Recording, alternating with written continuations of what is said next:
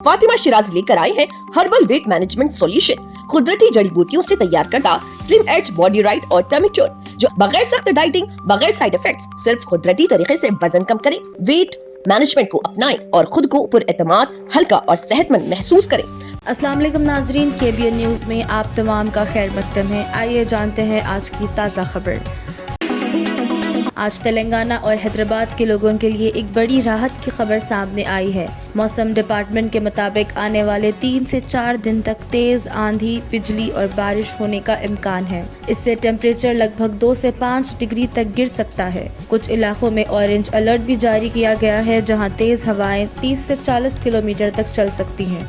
पिछले दिनों में गर्मी अपने उरूज पर थी, जहां तक टेम्परेचर 45 डिग्री सेल्सियस पहुंच गया, लेकिन अब मौसम बदलने वाला है, जो अवाम के लिए रिलीफ है। तेलंगाना में अचानक बारिश के खतरे के चलते हुकूमत ने किसानों को हिदायत दी है कि अपनी फसल को महफूज रखें। अब तक 14 लाख मीट्रिक फसल खरीदी जा चुकी है और सरकार ने 1300 करोड़ से ज्यादा अदायगी भी कर दी है।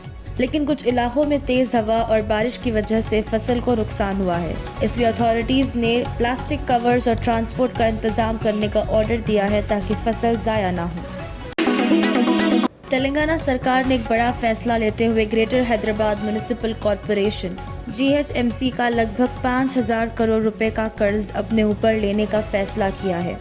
GHMC पिछले कुछ सालों से इंफ्रास्ट्रक्चर प्रोजेक्ट्स की वजह से कर्जों के बोझ में डूब चुकी थी। हर महीने तकरीबन 180 करोड़ रुपए की पेमेंट होती थी। इस फैसले से हैदराबाद के म्युनिसिपल सिस्टम को फाइनेंशियल रिलीफ मिली और उम्मीद है कि डेवलपमेंट प्रोजेक्ट्स तेज हो सकते हैं।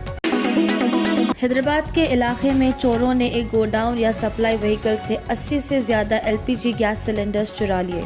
ये एक प्लान चोरी लग रही है, क्योंकि इतनी बड़ी क्वांटिटी एक ही दफा उठाना आसान नहीं होता। पुलिस ने केस रजिस्टर कर लिया है और CCTV फुटेज के जरिए चोरों की तलाश जारी है। ये सिलेंडर्स ब्लैक मार्केट में बेचने का इम्कान होता है।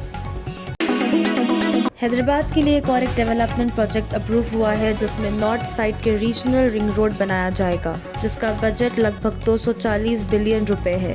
ये रोड 6 लेन होगा और शहर की कनेक्टिविटी को बहुत बेहतर करेगा। इससे ट्रैफिक कम होगा और नए एरियाज डेवलप होंगे।